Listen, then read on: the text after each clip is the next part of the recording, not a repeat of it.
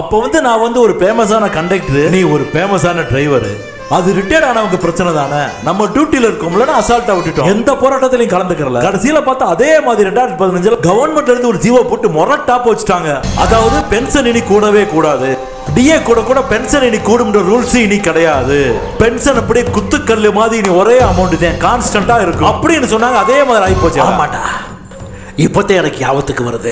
அன்னைக்கு போராட்டம் எல்லாமே படிக்கிட்டு இருக்கப்ப டிஏ ஸ்ட்ரைக்கு வெளியேறினேன். நான் தான் அது உனக்கு வேணாம், ஒரு நாள் வேலைக்கு போகலன்னா ஆப்ஷன் போட்டுருவாங்க. ஆப்ஷன் போட்டாங்கன்னா உன்னோட இன்கிரிமெண்ட் கட் ஆகும், உன்னோட ரெவியூ லேட் ஆகும், குடும்பத்தையே கஷ்டமான சூழ்நிலைக்கு உள்ளாக்கி விட்டுருவாங்கடா, பேசாம வேலைக்கு போயிடலான்னு சொன்னேன். இதே தானே, இந்த சுயநலத்துல தான்டா நம்ம தொழிலாளி இடமே அழிஞ்சு போச்சு, தோத்தும் போச்சு. நம்ம தொழிலாளிக்கு ஒரு மனோபாவம் இருக்குடா. அடுத்தவன் ஸ்ட்ரைக் பண்ணணும், அடுத்தவன் உண்ணாவிரதம் இருக்கணும், அடுத்தவன் இன்கிரிமெண்ட் கட்டானாலும் சரி, அடுத்தவன் டிஸ்மிஸ் ஆனாலும் சரி, எவன் செத்தாலும் சரி, நமக்கு எல்லாம் வந்துடணும்.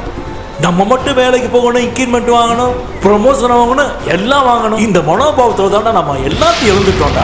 எல்லாம் போச்சுடா. பிஎஃப் லோன் போச்சு, லீவு சம்பளம் போச்சு, சாயங்கால காரம் போச்சு, சாப்பிட்ற அப்பளம் போச்சு, கேஷ்பேக் போச்சு, ரீஃபில் போச்சு, எஜுகேஷன் பணம் போச்சு, யூனிஃபார்ம் போச்சு, தையக்கூலி போச்சு, எல்லாம் போச்சுடா. எல்லாத்தையும் இழந்தாச்சுடா.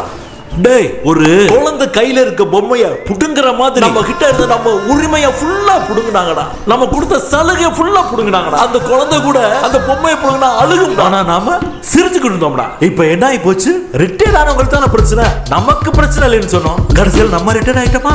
நமக்கு ஏதாவது ரிட்டையர்ட் பெனிஃபிட் கிடைக்குதா? இல்லையே. நம்ம பென்ஷனை பாரு, நம்ம சம்பளம் வாங்குறப்ப 50% பேசிக்கல 50% டிஏ தராங்க. ஆனா ரிட்டையர்ட் ஆனோம்னா 5% குறைச்சிடுறாங்க. இது என்ன கலக்குடா, என்ன வழக்குடா? எதுல கொண்டு போய் முடியும்? உலகத்திலேயே பெரிய கொடுமை 108 மாசம்டா. நம்ம ஓய்வு பெற்ற தொழிலாளர்கள்லாம் செத்து செத்து பழச்சிக்கிட்டு இருக்காங்க. கட்டுன பொட்டாட்டியை மதிக்கல, பெத்த பிள்ளைகளை மதிக்கல, கடன் சுமைகளையும் மன உளைச்சலையும் நடப்புணமா அலையறாங்கடா. பஸ் டயர்ல சிக்கின பள்ளி முட்டை மாதிரி உடைஞ்சு போயிருக்காங்கடா. இதை விட ஒரு கொடுமை என்னன்னா, ஒரு டிரைவர், ரிட்டையர்டான நம்ம டிரைவர் பொண்டாட்டியை கூப்பிட்டுக்கிட்டு பஸ் ஸ்டாண்ட்ல பிச்சை எடுத்துக்கிட்டு இருக்காராம்டா. ஏண்டா குடும்பப்பா இது? நினைச்சா ரொம்ப வேதனையா இருக்கு. கல நெஞ்சு பொறுக்குதில்லையே இந்த நிலகட்ட மாந்தரை நினைந்து விட்டார். 5 சவரம் ரஞ்சால விஷயம் பாதியர் பாடினது நம்ம தாண்டா.